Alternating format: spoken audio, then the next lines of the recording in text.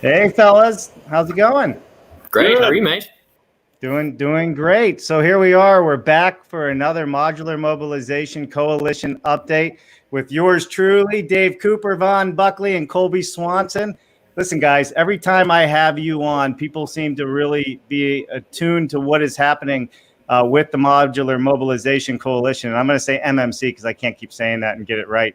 But not only here, but I mean, we're getting, international people are joining in and trying to understand what's going on. So why don't we talk a little bit about what's been happening, and then let's get into what actually is the MMC and what it's doing, and maybe we can define that for everybody. Yeah. Hop at it. Yeah. Thanks, Dave. It's always good to be here. So, yeah, the Modular Mobilization Coalition, MMC, we are a coalition of, I like to think of us as the people when there's a building on fire. These are the folks that run into the building and try and save the folks and the pets and whoever's inside. So we came together as part of the COVID crisis. And the intent was to help build emergency shelters for patient care. And, as we all remember, the hospital shortages that were going on, these are a collective of about 15 modular manufacturers around the country. They collectively operate a couple dozen factories. And so we standardized a product, a module that had 5 patient care rooms, 2 bathrooms, and we were going to be able to produce, large volume at a very high velocity to help support the COVID crisis folks. As that's sort of winding down, I mean, we're still in the pandemic. It's certainly not past us, but the coalition has decided to stay together. And we're now refocusing our efforts on a longer term strategy to help the affordable and supportive housing crisis, which is going to be an issue, post pandemic. So that's where we are. Yeah, and we're still kind of in the trenches, developing our, what we want to do and how we're going to do it. So we're kind of digging those foundational elements of the coalition, and we'll be doing that for probably another month or 2.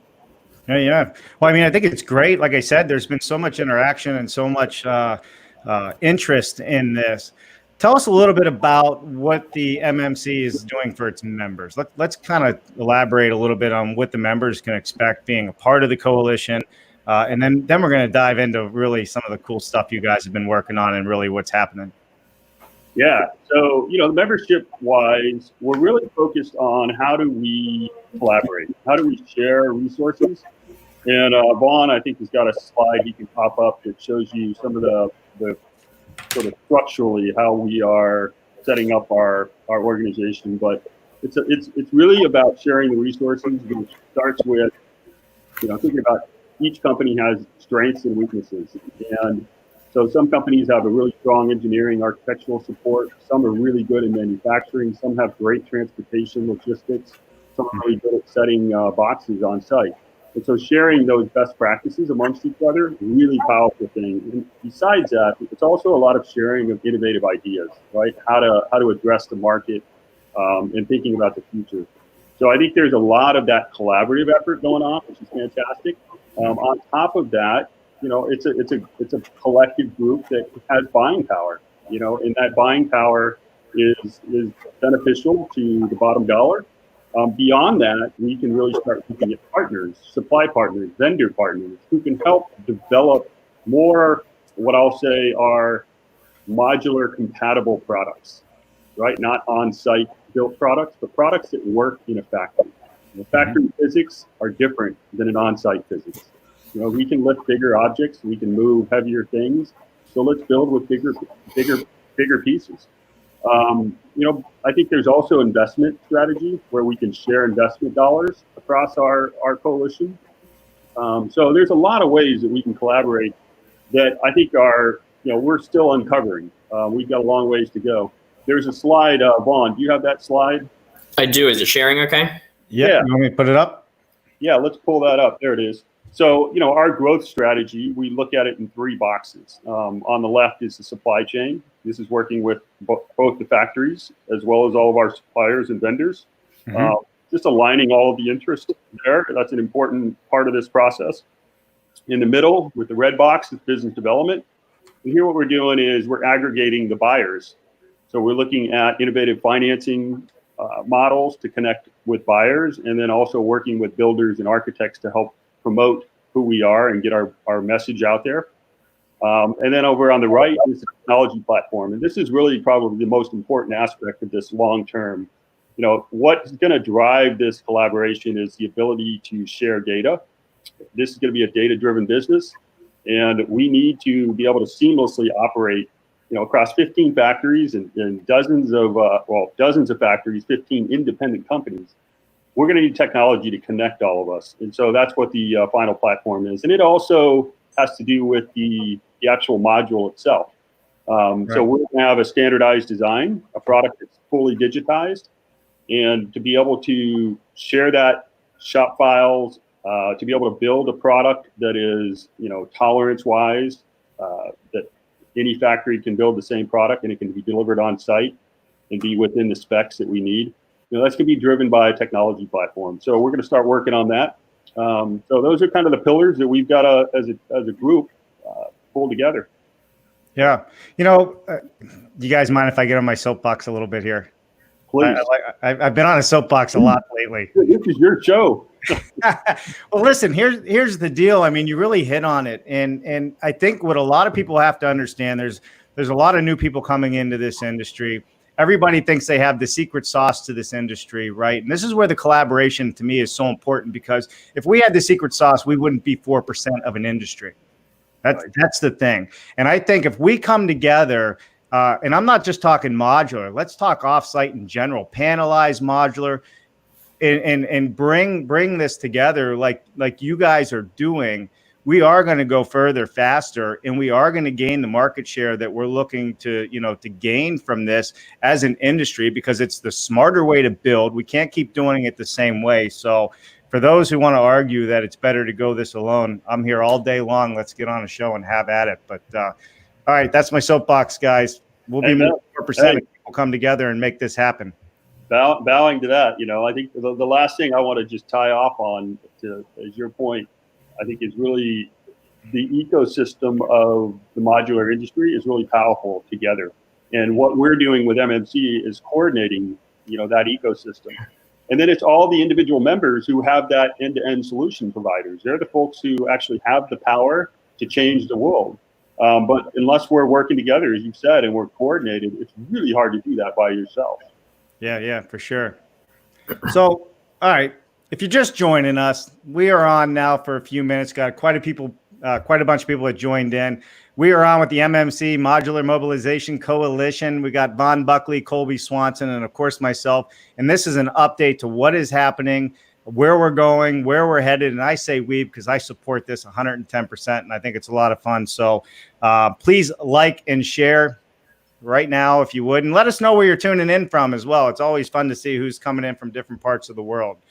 All right, Vaughn, I see your wheels spinning over there. Ready when you are. Yeah, I'm ready. So why don't, you know, and we're going to jump back to some of this other stuff. You know, you mentioned some tech and stuff, Colby, but let's kind of talk about information sharing, supply chain, all these different things that we were, you know, kind of talking about prior to the show. Kind of jump into where your vision is with this right now and where we're headed. Yeah, so I think that where our vision was when we started the MMC, and then combine that with our members' vision, and we've got a really strong path forward. I mean, the members are really excited about the supply chain opportunities. I think when you're looking at the platforms that we're talking about here, technology, biz dev, and supply chain is the most immediate and the largest quick impact. And essentially, it's the MMC has become an opportunity for a national buying group to leverage our size and to leverage our support for vendors, because it's not just about how do we get costs lower in supply chain. It's about how do we work with a value-added vendor that provides better product or more specific product for our industry, that can promote the type of construction that we are providing in a way that improves all of our members' efficiency. And so everyone's super excited about supply chain. And business development has just been this wonderful unintended consequence where we have a bunch of members that are getting business development leads and support all the time, but don't necessarily have the capacity or the interest to take that business. So by bringing it to the MMC platform, we've been able to start creating our own pipeline. I mean, we're such a new entity. We're not asking for business specifically at this point, other than talking about the COVID crisis units, and yet we're being contacted by very large institutional entities and developers all over the country saying, "Hey, we need product. Can you help us get standard, consistent product around the nation?" And the answer is yes. Yes, we can. So that brings up a question that I had preloaded here. You were just talking. That's what you saw me typing away. What does standards really mean for our industry mean? What does it mean, part of the coalition, having these standards? Sure. So if we're okay, I'll sneak back to our video screen there rather than sharing that slide. It was distracting looking at those squares all the time. So what does standards for our industry mean? It means that we have the opportunity to not just improve the way that we're building as a group, but to ensure that we're all doing the same thing. And I think that's been a real challenge for our industry for a long time. I think you talked about the secret sauce. One of the funniest stories that I can think of when I think about standards from when I was a modular builder as opposed to being in manufacturing is whenever I would go to factories, they would all tell me they had the secret sauce. But the sauce was the same.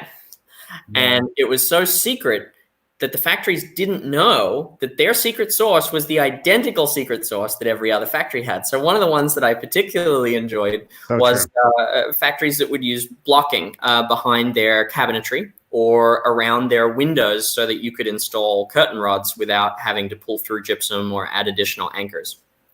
And all the salespeople would be like, "Hey, so here's something that we do differently than everybody else. We put blocking behind the windows in the corner." And, it used to get to this point where we would go on these tours and I'd be like, "So, secret idea that you guys should do, you should put this behind the windows." And they'd be like, "We already do that." So, it's moving beyond the blocking behind the windows for curtain rods and saying, how do we get to a place where it means the same thing to build a floor assembly? And when a client is designing or an architect is designing, how much trouble they have working with our industry because they end up building a set of plans that the factory adjusts when it gets to them. Right. And if we had a standard for how we were constructing for just those simple pieces, it will make such a massive difference. Right now, we're very regional. If you go to the West Coast, you pick with straps. If you're on the East Coast, you pick with cables. If you go to the West Coast, in most cases, you're putting a finished ceiling box with plywood and a temporary roof system made of EPDM or something similar. If you're on the East Coast, it's an open ceiling bay with a rigid plastic. So, these things just need to be consolidated. And by getting everyone together and being able to have data where we can actually share information among ourselves that is based in fact, as Colby often says to me when we say, "Hey, this is going to be too expensive," or "This is going to be, it doesn't save enough time." We say, "Well, how do you know?" And to be able to have somebody like Colby who's in there constantly saying, "Prove it to me," allows us to have our members go out and maybe get a stopwatch. Instead of saying, "Hey, this takes too long," or "This isn't saving enough time," let's make sure of that. Yeah. And I want to really drive home, if we are going to, as an industry, industrialize, the first thing we have to do is standardize. It sounds nice.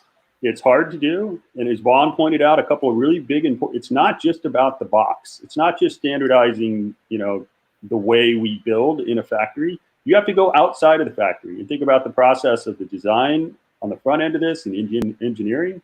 Then you have to go, on the back end of this, the way we pick boxes, the way we set boxes.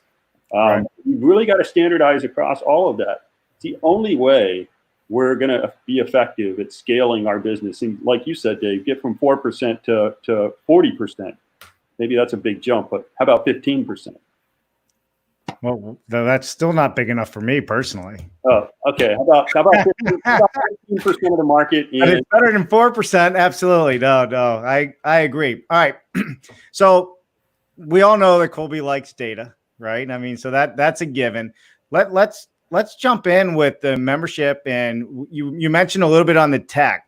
standardizing factories that all have the same secret sauce, but do the secret sauce just a little bit differently, whether it's blocking, strapping, whatever we're doing. How do we standardize and get consistency out of all the factories when these orders come in? I think that's a big question, a lot of people would have, because everybody does do it a little bit differently. I mean, that's my experience. I know that's your experience, Vaughn. Mm-hmm. Yeah. So, this topic, I think it behooves a new word. It's not really a new word for the industry, or for us, but it's a new word for the industry. It's called distributed manufacturing. And distributed manufacturing is basically where you take a standardized product and you can build that across a network of factories. And no matter what, those boxes are going to come out the same. This is hard to do. This is really, really challenging. It's hard to get the same box coming out of the same factory to meet all the tolerances that you need. Mm-hmm. And so, distributed manufacturing, which is effectively what MMC is the ability to scale up our production, scale up our velocity, our ability to produce product at a much quicker pace. That really boils back down to tolerances and having tight tolerances, having tight control over the process of how we build the boxes that we send out. I think that this concept of distributed manufacturing is something that we're going to have to tackle. It's going to take an effort, and it's going to be something that this whole, not just the coalition has to figure out, but beyond the coalition, the industry has to get its hands around this idea of standardization. So, and Colby, when you talk about the items needing to be the same from factory to factory, I think one of the big things that we currently struggle with is how detailing is done between factories. So even though we say, hey, this is the same base design, one factory may put their drywall on their ceiling assembly in a different position as it relates to the wall that could result in a 5/8 inch difference. Measurements aren't even standardized. Some measure stud to stud, others measure outside to outside. Right. So getting those requirements standardized, I think most of our factories that are in this industry have the ability to build a really tight product for tolerance perspectives. Where you have challenges is how they build typically within their plant, and that can change from factory to factory. So with the MMC, the intent is that our platform provides the members with shop drawings that specifically detail how the units should go together. And when members have differences for their factory about how they like to operate, we can create a custom plan for them if they're unable or want to change it differently than the rest. But ultimately, we need to get to the same outside exterior dimensions and for units to be able to go together. And the goal would be that everybody eventually builds the same way. Yeah, sure. And on the tech side of that and getting that information out, I mean, it sounds like that's something you're also working on. Is that accurate, Colby? Yeah. So software right now for our industry is pretty weak, and we don't have good end-to-end solutions that connect the data flow from the sales funnel all the way through engineering, design, the good software. I know there's work going on. So we're probably going to have to develop some new tools, and we're going to need help. I mean, we're going to need vendors and suppliers who come in and say, look, we want to help you develop that. And I think that also goes back to the statement we all made earlier, which is this isn't just the manufacturer's job to figure all this out. Like, we need suppliers, we need vendors, we need you guys to help by investing your time and your money into us so that we can together build this technology that doesn't exist yet. And it doesn't exist. It doesn't mean that it doesn't exist from a standpoint of nobody knows how to do it. It's already been figured out. We just have to apply it to our industry, which is, that's a challenge in of itself. Sure. Well, here comes my soapbox. I agree with you guys. Listen, we need the suppliers and the software, tech guys to really step up to the plate. We are changing this industry. It's happening. It's not stopping. The train has, left the building, and we're heading coast to coast on this. And I think that now's the time to get on board, because the ones that don't are going to get left behind. That's as simple as that. Now's the time to get your foot in the door. You want to be in offsite manufacturing. You want to be part of our supply chain. You want to be part of the solutions that take our industry from, from the 1800th century to the 21st century, well, hop on, because it's time. And there are people that are out there doing it, and I think it's great. But we need more doing it, because that's what's going to drive the innovation if there's more competition happening. We need, and this maybe is a nice segue into, look, if you want to join the coalition, whether you're a manufacturer, whether you're a supplier, a vendor, whether you're on the technology side, whether you're on the material side, there's a way for you to do that. You just go to our website. There's a form that you can fill out. Once you fill that form out, it'll come to me and Vaughn, and we'll strike up a conversation and find out how you can best fit into our coalition. Because we've got a long ways to go with our membership. We need to build a more robust, more diverse membership that includes our suppliers, our vendors, our technology friends, our logistics friends. We've got a lot more to do there. And we've had a bunch of folks that have offered to assist the MMC that aren't a good fit today. And that's been great too, because it's opened up our access to think about new things. So even if there's a possibility that it's not a good fit for the MMC for the moment, we've been making referrals to other factories that might want to work with people independently, or to material suppliers and vendors that can support longer term research projects. So I think the platform is all about collaboration, right? So even if we're not a fit, how can we all work together to continue to build something bigger? Yeah, for sure. And go ahead, Colby. Sorry about that. To Vaughn's point, I just had a conversation yesterday with a company that prefabricates, landscape boxes for trees and for on top of the building when you do a green roof and you want to have these planters. They prefabricate all this. They're the largest in the country. I've never heard of them. And they called us up. They said, "Hey, I saw you guys. I'm really interested in what you're doing. I'm a big fan of the offsite prefabricated market, and I'm in the landscaping business. Is there a way I can support what you're doing?" I said, "This is great. Like that's the kind of diversity of thought and opinions that we need to help us figure this thing out." So Tourasol, those are the Tourasol Siteworks is the name of the company. Really interesting. Those folks are using a material that we use in our bathroom pods. They're making planters out of lightweight glass fiber reinforced concrete, which can be reutilized in bathroom facilities, sinks, fixtures. There's other ways that we can change the market together. Yeah, for sure. So that'd be a good lead into this question. People that want to be involved, I put the website up there, but people that want to be involved, people that want to become members, and the types of members, like you said, Vaughn, you referral. It's funny you said that. Last week, I was on the phone with another manufacturer, and I mentioned the MMC. They said they spoke with you. There was something going on. It wasn't working at the moment, but you guys ended up referring a job to them. And, that's part of this collaboration that you're speaking of. So and I'll vouch for that. That's a prime example. So whether you think it's a fit or not a fit, there might be other business opportunities for people to be involved. Let's have a conversation is what I'm hearing. And let's talk about it. And let's talk about, tell us how they get involved. How do you become a member? How do you become a supplier? How do you become, just a referral network? Yeah, it's real simple. You reach out to us. We're still formalizing our rules of engagement, if you will. Yeah. How we operate as a coalition. I mean, we're like, I would say we're a month old. I mean, we're a newborn baby just figuring out, how to operate in this crazy world. And we've still got to figure out a lot of those answers of what it means to be a member or an affiliate member. And so we're going through that. We've got a call tomorrow with our entire MMC membership, and we're going to be talking about rules of engagement and trying to set those rules. So at this point, to answer your question, Dave, go on our website if you're somebody who's interested, and fill out the form, and we'll have a dialogue, and we'll figure it out. Right. Let's dive into it a little bit further on members, because I think this is really big, and I think it's big for people to understand out there. Are we just looking for modular manufacturers, panelized?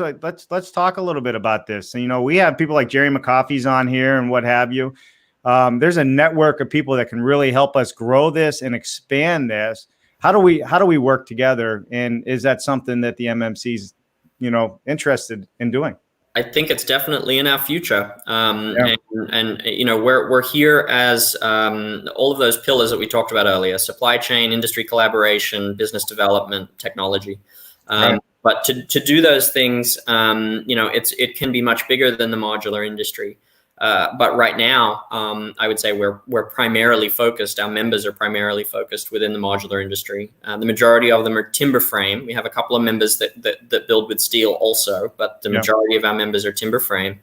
And the majority of the product that we're working with buyers on is multifamily, affordable housing. Some exciting stuff in the world of homeless shelters. We can probably talk about some interesting news we've heard about that over the last few weeks as well.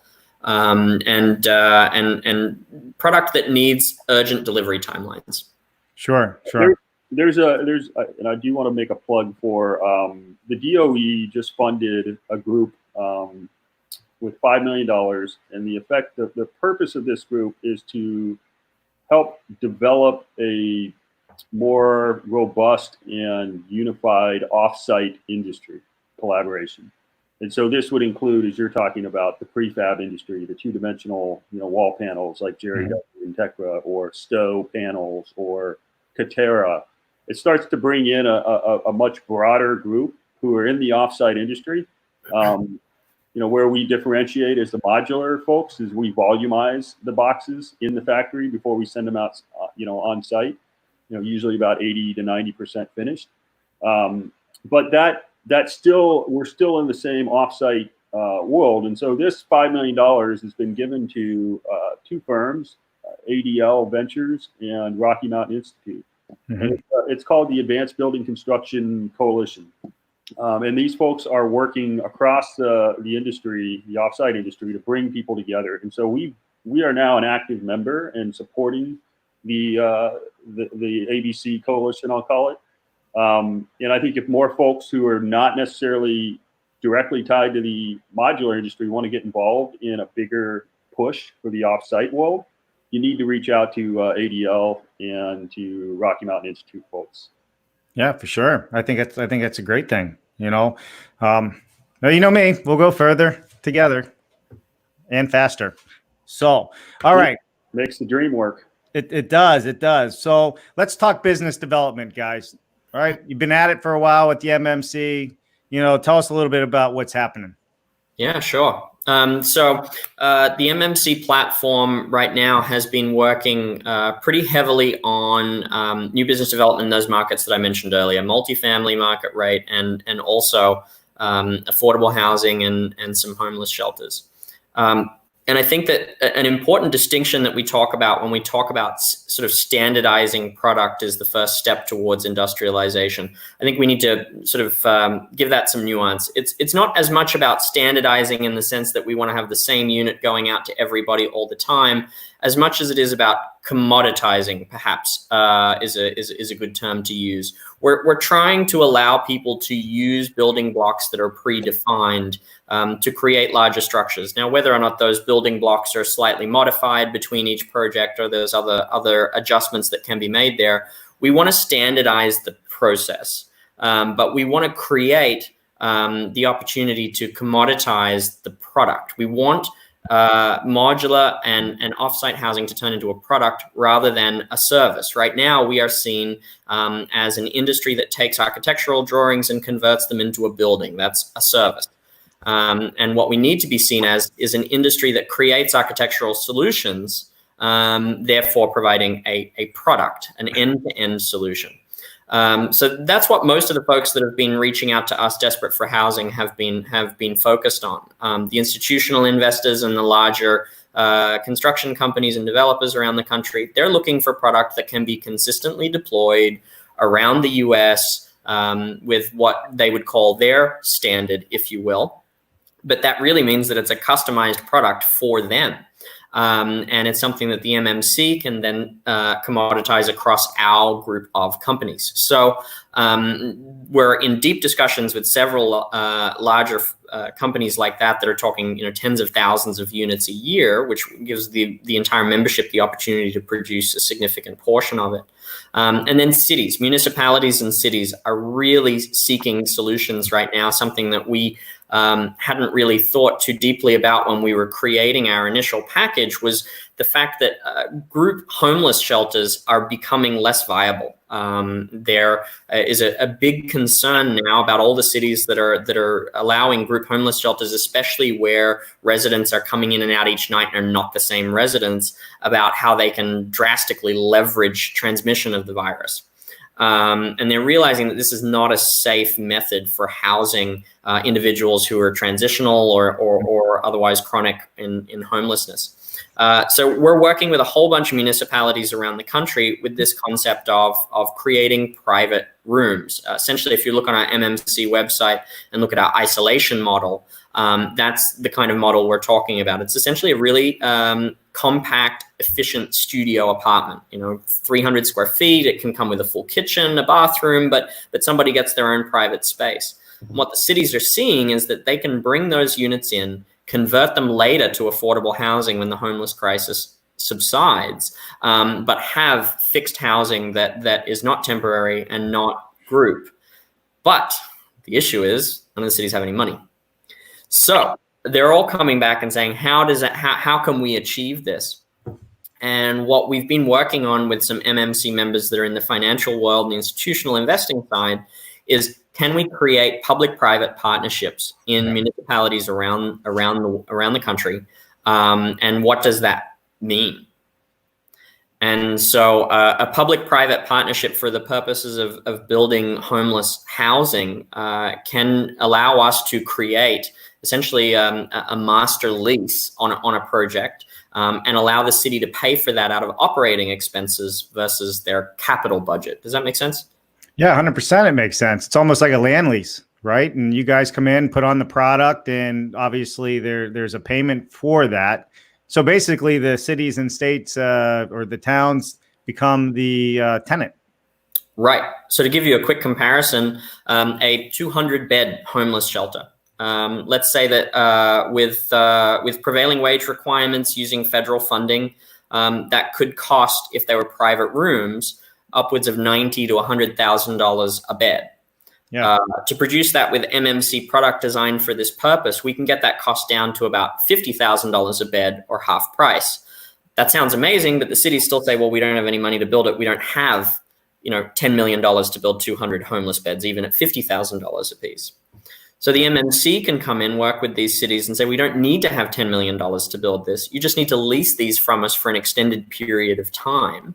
And the cities are often opening their land banks and their other, avenues they have to provide land. And they say, well, we'll give you the land, buy it nominally and put product on this land and lease it to us for the next 20 years. We'll use it for the homeless crisis the whole time if we have to. But if homelessness subsides in 10 years, we have an affordable housing development now, rather than a group shelter, which is just a big space. Right. We have real apartments, and maybe a little later on we can show you some pictures of what these apartments look like. But it's pretty cool.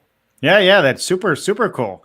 I think the idea and the concept makes sense, and I think it's a matter of getting the word out there. So if we have any public officials on today, and I'm sure there's a few tuning in, they normally do, I think this is a great message that we could ask everybody who's watching this to kind of push that out, because affordability and housing, homelessness, it's all going up, and it's going to continue to go up, especially with COVID happening and so many people unemployed. We need to step up. They're releasing trillions of dollars for all kinds of stuff, but I think this is a good way to help and help get back in and do good for, affordable housing, for homelessness, veterans, everybody. I'm assuming this is across the board. Yeah. Yeah, exactly. So I have a screen up. If you'd like to have a quick look at it, I'll show you what we're working on. Yeah. There you go. So on the left-hand side here, you'll see an efficiency apartment. It's 300 square feet, really a good size to manufacture. You can build 2 of these in a hallway in a single module that's under 55 feet long. So basically every factory in the country has the size and capability to produce this. It's 13 foot wide, so it transports efficiently long distances. It has a full kitchen, it has a bathroom, and it can provide a similar construction cost per bed than the cities. A lot of them are currently spending on group housing, but it gives them the opportunity to have a permanent living environment. So this is what one of the units could look like and feel like. There we go. Back in. Yeah. Oh, I'm sorry. You had another one coming up after. Let me put that back up on. Yeah, sure. So we're showing here, full kitchen. We've got a washer and dryer. So we don't even have group laundry facilities. You're not making people congregate together in large areas. They have their own fridge, a small microwave, and construction cost on these units. We're seeing it, sometimes as low as $50,000 to $60,000 a unit. Way lower than what the cities are currently spending on affordable housing, and about the same price as what they're spending for group housing. Right. This is about not just a new model for manufacturing, the distributed manufacturing, but it's also embracing new models for financing. And that's what the public-private partnerships bring in is now we're combining the power and the innovation, both on the manufacturing side, but also on the economic model side. And this is the kind of fresh new thinking that is coming out of this pandemic and coming out of this coalition who are sharing these ideas and these new dialogues that we're having with partners. So, one of the folks we're in dialogues with on the PPP side, the public-private partnerships, is Meridian Infrastructure. So they finance deals like this, and they've done it all over the world. They've got a lot of experience, so they're actually teaching us about this model and helping us understand how to leverage it. Yeah, it's innovative. That's what I'm saying. It's I'm surprised the world press isn't jumping all over us yet. So if you're part of the world press out there, jump all over it because it's coming. It's coming. Well, super cool. I mean, the design work is great. I'm amazed at what you guys keep coming up with, and the ideas. And you're not thinking in a straight narrow line. You are actually running in all kinds of different circles, like the Burma Road. You guys are as crooked as the Burma Road with everywhere you're going, and it's great because you're not pigeonholed into staying within, I hate using the term, the box. And I love it. I think that's super cool. Let's talk about some of the other things. That one of the other things that came up was this whole master lease, and that kind of ties into this, right? Yeah, exactly. Terminology, because there's a lot of new terminology coming out of this, and I think it's good that we kind of run through some definitions on that.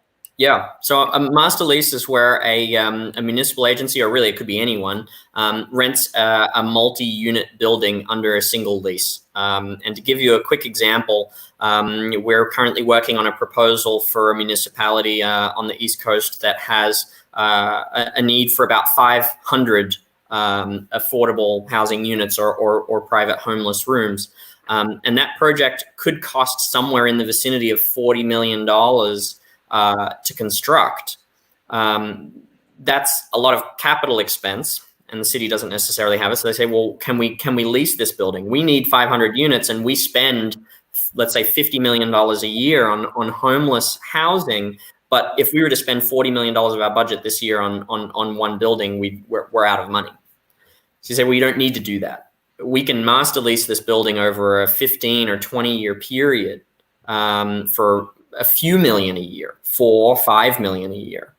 Whatever that number happens to be, it's going to be substantially less, an 80 to 90% reduction over the capital expense. And now those cities can say, well, this is amazing. I can get 500 units for what's essentially $20 a night. That's the number that we're trying to target, is how do we get private apartments, private rooms down to $20 a night? Because even the most efficient cities out there right now are spending about $25 a night for group shelters. And some on the West Coast are spending as much as $60 a night on group shelters. So if we can get that cost down for private units, we can create affordable housing, house homeless folks, and put inventory into the market that it so desperately needs. Yeah, for sure. 100% for sure. Where are you with some of this on meeting with cities, officials, towns, legislation, politics? Where are the politics falling on this? Because I have a feeling it's pretty political. It is extremely political. So actually that's the reason why today I have a little bit of a beard, because I ran out of time shaving this morning and said, I've got too many phone calls to get on. We'll just tidy it up. So constantly on phone calls with state legislatures, cities, federal agencies, local developers, affordable housing developers, everybody's trying to figure this out. And the urgency has increased so significantly in the past few months. We all realize this is a problem that needs to be solved right now. What we're proposing is a platform that's never really previously existed. So what we're seeing is sort of lightning speed. If this crisis hadn't occurred, what we're proposing is a 4 to 6 year effort with a huge amount of money towards lobbying to change the political machine to consider this new avenue. But because everybody's backs are up against a wall right now, and this crisis is clear, and there's only really 1 or 2 good ways out, we're part of it. The wheels are turning much faster. So, we're meeting with state senators on a Zoom call, and they're saying, we need you in front of the assembly in 4 days. Can you come back on another Zoom call and present to 30 senators? 6 months ago, that would have been a 12-month cycle to get through that kind of red tape. Additionally, we're having to move up into the circles in DC. So working to get the federal levels, and really, there's a new infrastructure bill that's being discussed. And traditionally, infrastructure is not thought of as buildings. It's thought of as roads and bridges and ports and harbors. So we're trying to get some language and need help from our friends in DC to get language in this new infrastructure bill that's probably they're working on it right now, just like Vaughn's talking. At the local level, there's a real need politically to handle the homeless and the affordable housing shortages. But nationally, when you roll this up, we're dealing with unprecedented challenges to house an awful lot of people post-pandemic. Right. Hopefully for a short term, hopefully this is, 2-3 years, and then we're back kind of on track economically, and people are making, good wages again, and they're able to move back into, more stable living environment. But I think the reality of where we're at today is that this is gonna linger, and so nationally, if we can get some dollars allocated to the modernization of the modular industry, in federal, in this federal infrastructure bill, from a competitiveness, just think about it on an international scale. Where we are as an industry in the construction industry is that we are getting more and more competition coming from outside the U.S. and they're having good success at infiltrating in our market. Folks are making modules in other countries across the oceans and shipping them here and taking market share that we should, our industry should be getting all of it. So we've got to, so I would say as a national interest, support our construction industry, our modular and our off-site industry. And that, again, goes back to investment dollars. It goes back to thinking long-term. Yeah. So it is. It's less money to ship across the ocean than up the highways, but who knows? Gas prices, I have a feeling they're not going to stay where they're at. Yeah, for sure. So it is hard to believe that financially it makes sense to make boxes in China or Europe somewhere and ship them to the U.S.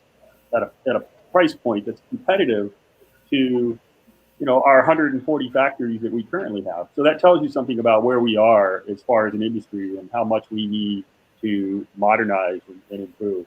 And to be fair, those folks are a part of this industry. And the reason that it works is because our process works. So I see it as their success not being any sort of detractor from the success of the internal offsite construction market as much as it is the lack of success in the on-site construction market.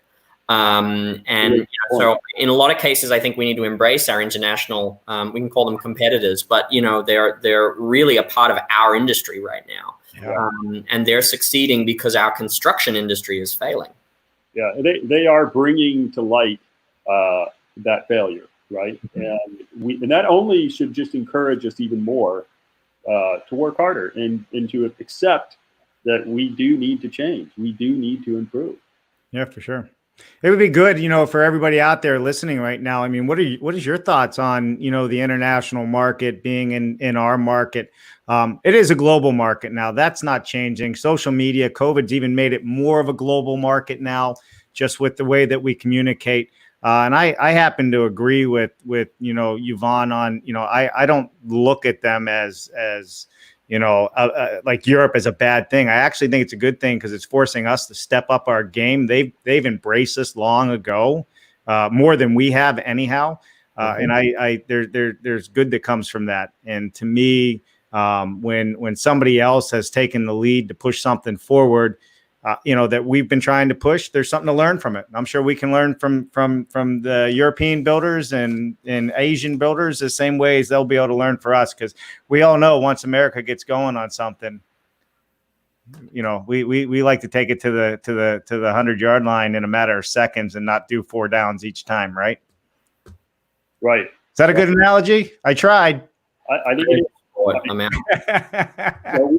The U.S. likes to go to the moon, right? Moonshots. And I think we as an industry need a moonshot. And I think what the world is doing, they're ahead of us. Let's just be frank about it and be honest about it. Right. You go to the Nordic countries, they're in the 30, 40, 50% range of offsite construction. Of all their construction, they're up in the middle of almost 100, 50% of the way there. We're at 3%. We're at 4%. Even Australia's ahead of us. Asia's ahead of us. Everybody is ahead of us, more or less. And so that means we have a lot to learn from them, and we have a lot of opportunities to grow. That's really how we need to look at this, and how do we share? Because as you said, I think, and Vaughn really is a great point, that they have something to offer us, and we need to accept that with open arms. And we also need to, I think, realize in the long term, it means that the U.S. industry is going to become stronger, more resilient, and it'll create jobs. All the things that we need to do to support, everybody, the world, because the world is having problems building affordable housing. It's not just a U.S. thing. Yeah. But we can help be a part of that solution in a big way in this country. We're big enough to make a difference. That's right. Bar none. So, all right, guys, we're in this for almost 50 minutes. There's a lot of comments, a lot of questions. There's a couple things I know that I wanted to touch on that I didn't. We can talk about it just real briefly. And we hit on it a little bit earlier, but some industry terms that I've been hearing and we've been talking about is, this on-demand production and distributed manufacturing. And we kind of touched on that, on how the MMC is going to work with the coalition. But is there anything in particular you want to elaborate on that before we move into questions, answers, and tags? No, I mean, I think the on-demand is kind of a buzzy word that goes along with distributed manufacturing. It's just distributed manufacturing allows the concept of on-demand in construction to exist. Right. Which is really kind of a cool concept, right? Like, really, I can have a building on demand. Mm-hmm. So I think it's something to maybe talk about next time.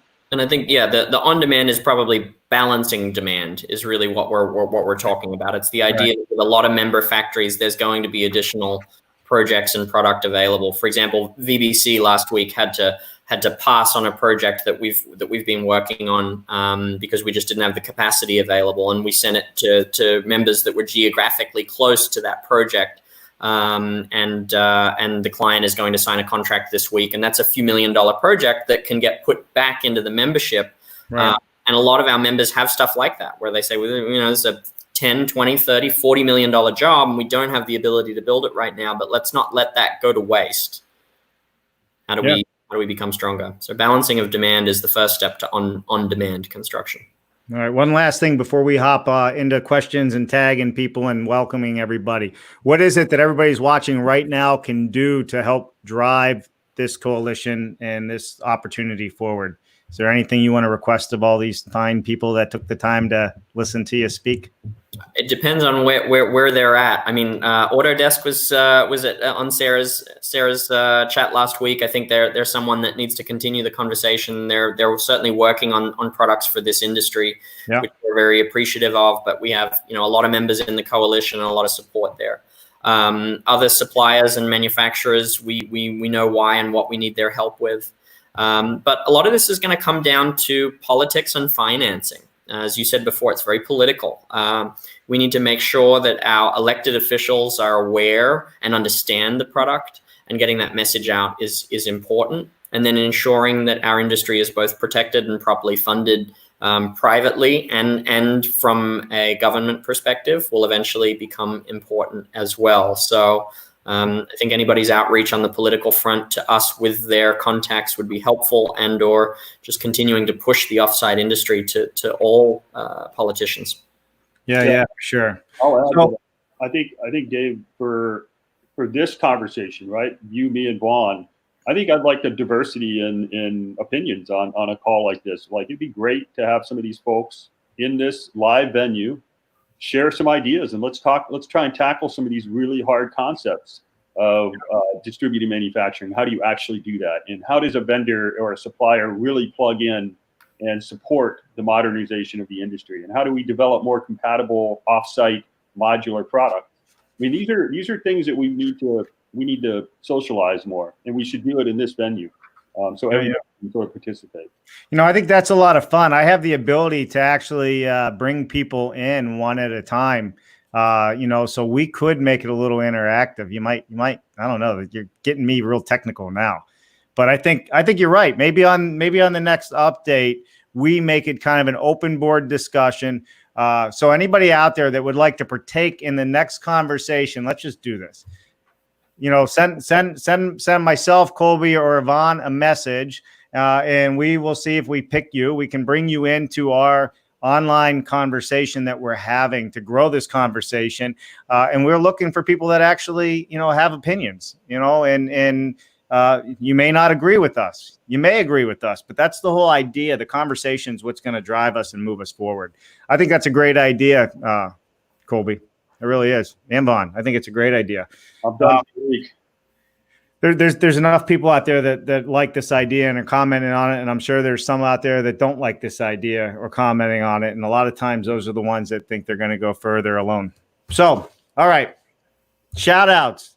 If I get your name wrong, do not beat me up in social media, please. I try my best. So we have shout outs. Rise Kane, Modular Solutions at Horizon North. John Magnan joined us. Hey, John, it's been a while. Todd Taylor from Anderson, June Suter, Lynn Hopkins. Well, that's a VBC name, is it not?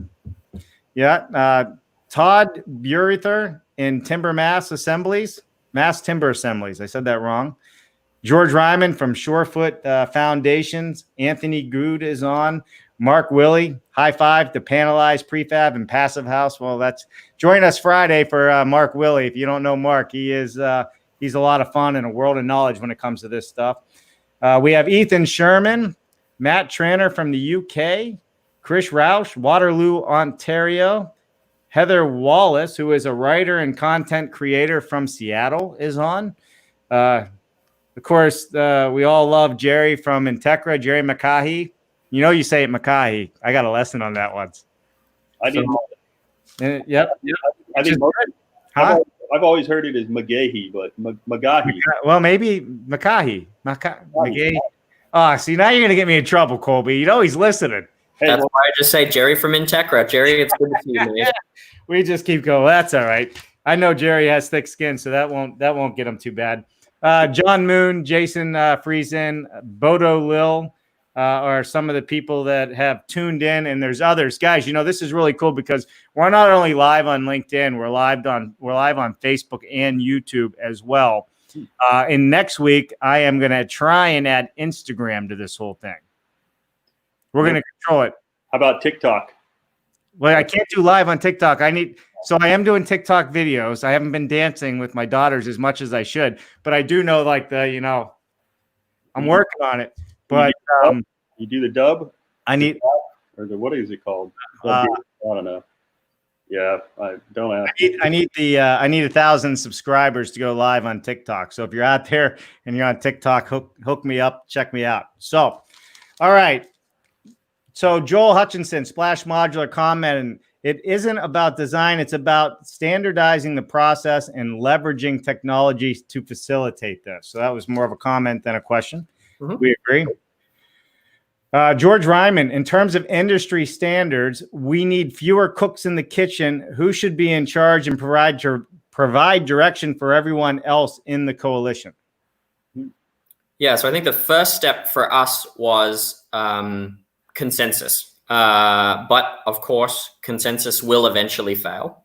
There will be a point where you get down to 2 or 3 good ideas and a choice has to be made.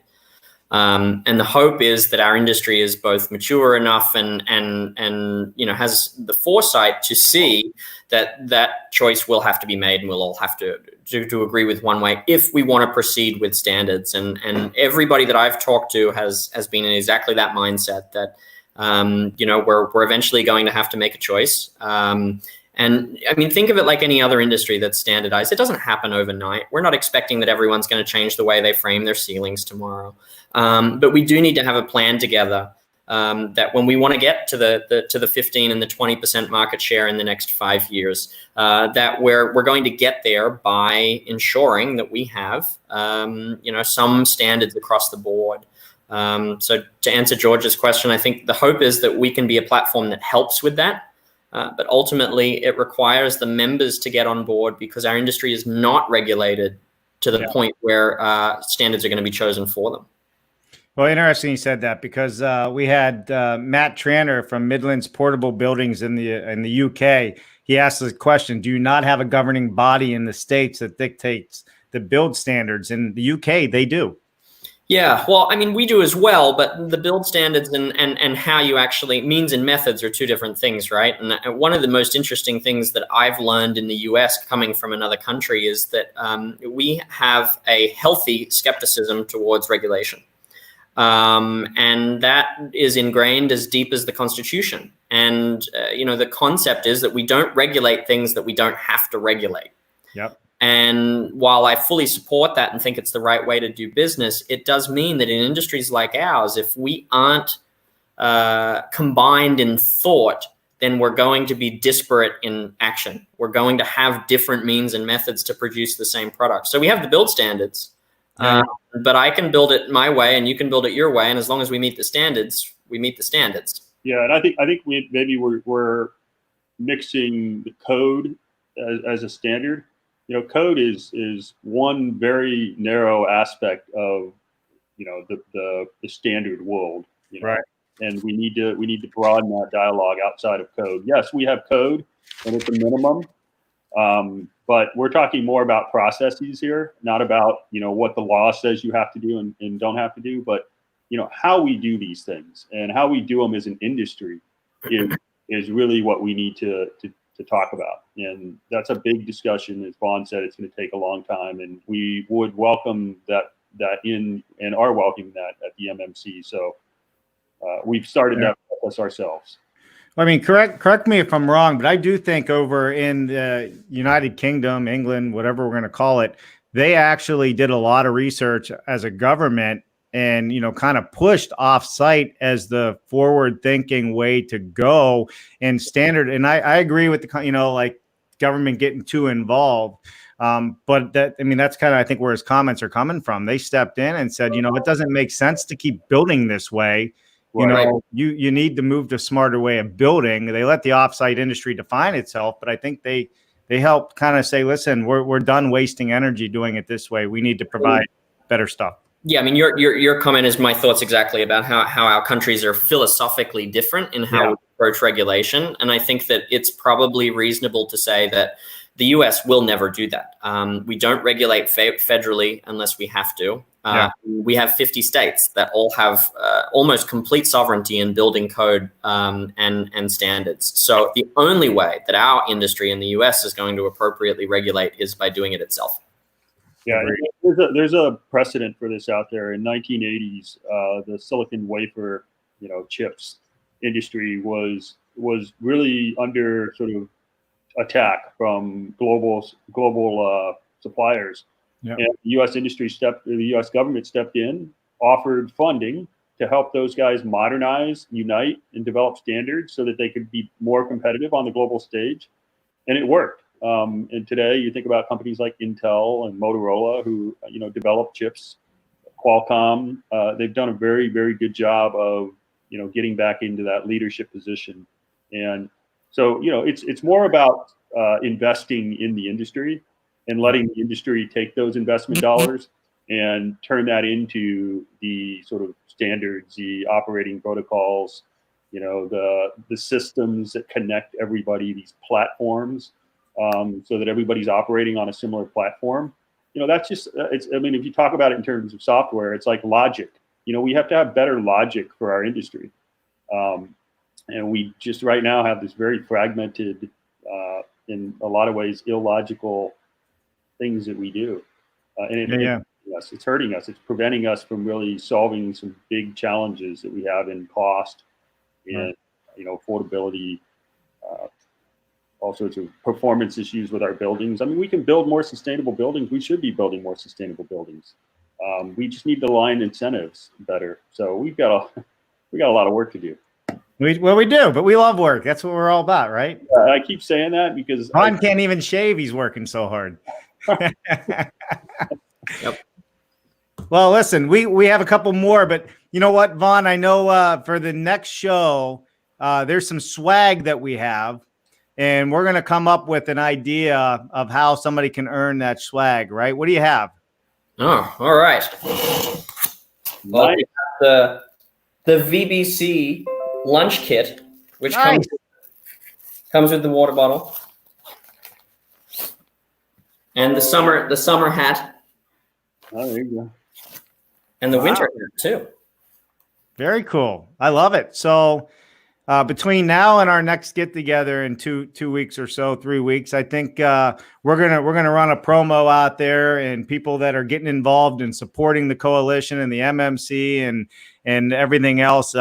Let's come up with a giveaway for those items. I think it'll be a lot of fun and be able to call some people out online. Think that's a fun idea? Sounds great.